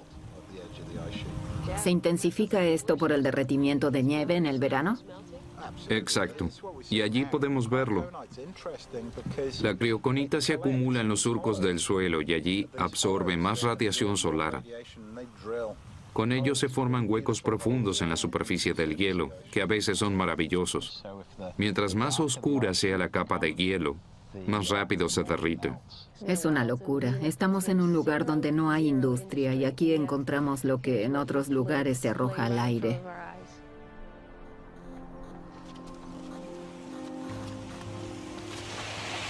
¿Qué es eso? Ese es un canal glacial. Estamos a principios de mayo y el hielo se derrite.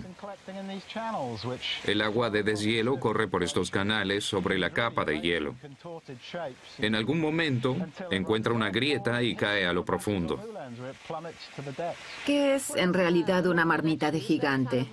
¿Un agujero que conduce a lo profundo? Es, por así decirlo, el sistema de canalización de los glaciares. Según una interesante teoría, el agua que cae al fondo del glaciar levanta 1 metro hacia arriba la capa de hielo que recubre el suelo. Y esto ocurre cada vez que cae por el agujero un nuevo aluvión de agua. Es por ello que esta parte de la capa de hielo se reduce más rápido de lo que preveían los modelos climáticos.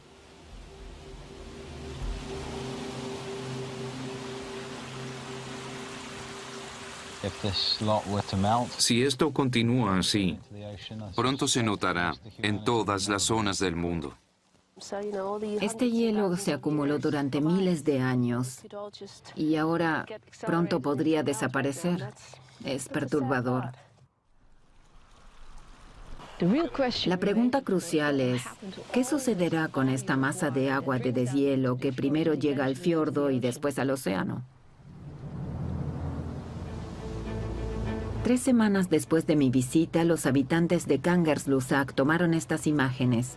Una ola de pleamar récord desde el centro de Groenlandia que arrastró el único puente de la ciudad.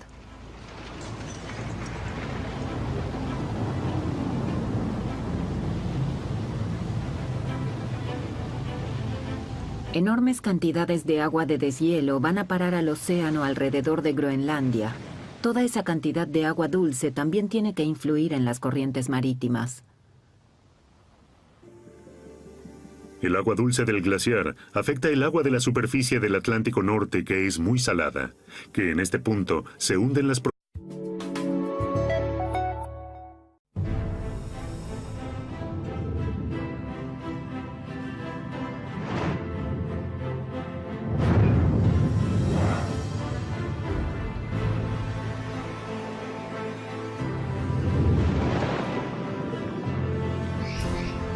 Desde hace miles de millones de años puede producirse y desarrollarse la vida en la protectora atmósfera terrestre. Un clima inusualmente estable permitió el desarrollo de las civilizaciones. Actualmente viven sobre la Tierra más de 7.000 millones de personas. Sin embargo, la atmósfera se está calentando a un ritmo alarmante. Desde la selva amazónica hasta la helada tundra, el clima amenaza con perder su equilibrio. Los científicos se centran principalmente en sitios particularmente sensibles. En los océanos, las capas de hielo y los bosques buscan mecanismos que desequilibran el clima y cambian nuestro planeta de manera irreparable. ¿Cuán preocupados debemos estar? Soy Bernice Notenboom, aventurera y reportera del clima. He visto con mis propios ojos el cambio climático en el Monte Everest y en los polos. Ahora, en una expedición alrededor del mundo, quiero saber qué es lo que más les preocupa a los científicos y preguntarle a la gente cómo abordan los desafíos del cambio climático a nivel local.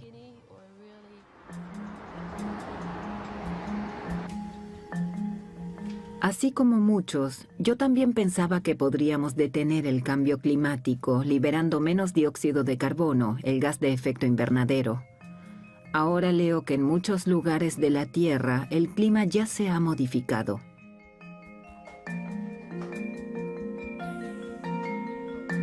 He hablado con numerosos científicos que lo confirman. Muchos me invitaron a visitar sus estaciones de investigación y ver con mis propios ojos qué es exactamente lo que está sucediendo. Dicen que debemos actuar antes de que sea demasiado tarde. Quiero visitar estos lugares en donde se están produciendo cambios evidentes que hasta cierto punto ya son irreversibles. El primer viaje me lleva a los hielos eternos de Groenlandia.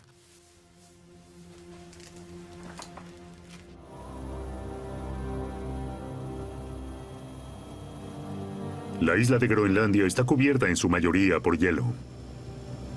Este hielo desempeña un papel muy importante para el clima en el hemisferio norte. En promedio tiene 2 kilómetros de espesor, en el centro casi 4. Groenlandia. Esto es Kangerlussuaq, realmente desolador. Pero es el único lugar en Groenlandia en donde los aviones a reacción pueden aterrizar con seguridad. Muchos científicos parten desde aquí a sus estaciones de investigación sobre el hielo. Quiero descubrir cómo la capa de hielo de Groenlandia que se está derritiendo puede hacer que el clima se vaya a pique. Es por eso que vuelo directamente al hielo. Partimos de Kangerlussuaq. Nuestro destino es la estación de investigación S10. El hielo de Groenlandia es un recuerdo de la última era glacial hace 16.000 años.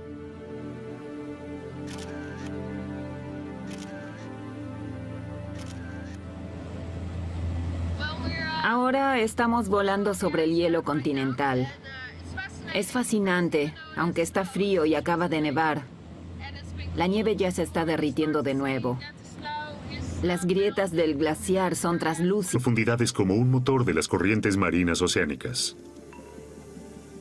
La corriente del Golfo también es activada por esta especie de motor y trae agua cálida de los trópicos a Europa. No obstante, el agua dulce de los glaciares de Groenlandia diluye el agua salada. Con ello, el impulso por las corrientes marítimas podría interrumpirse o en algunos puntos detenerse completamente. Esto podría provocar una mini era glacial en algunas partes de Europa.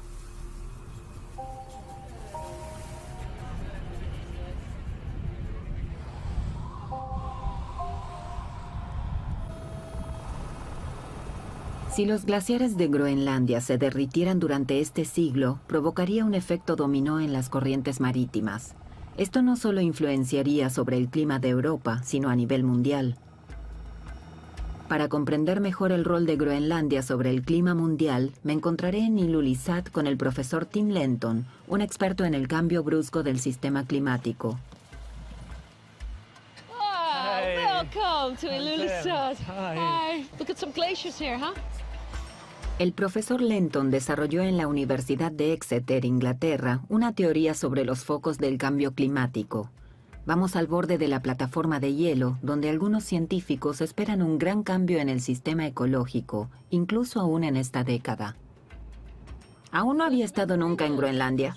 No, pero esto es estupendo. ¿Qué? ¿Ha escrito sobre esto y aún no ha estado nunca aquí? Sí, solo soy un teórico. Anhelo poder ver los glaciares por mí mismo en la naturaleza. Desarrollo modelos climáticos con la ayuda de simulaciones por computadora. Después de haber identificado estos elementos decisivos en el sistema climático, lamentablemente tuve que constatar que algunos ya están a punto de colapsar. Principalmente la plataforma glaciar de Groenlandia y el Ártico. Darme cuenta de esto fue un shock para mí. No solo a nivel científico, sino personalmente. Me quedó claro lo peligrosamente cerca que ya estamos de un cambio climático repentino.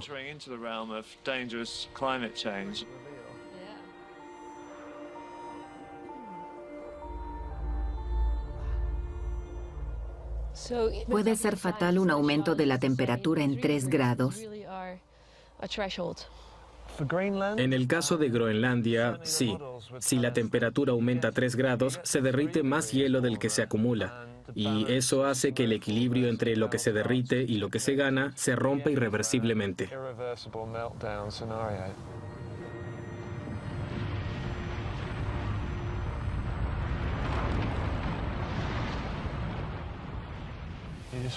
¿Qué ocurriría si esa enorme placa de hielo desaparece?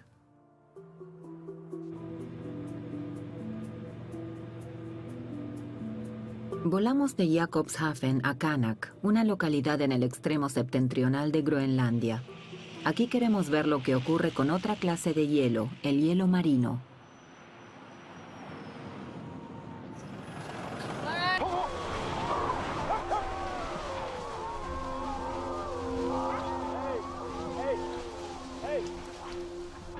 ¿Tú crees que el hielo está más alejado que cuando eras niño? Antes retrocedía en 2 días, ahora tan solo en 5 horas.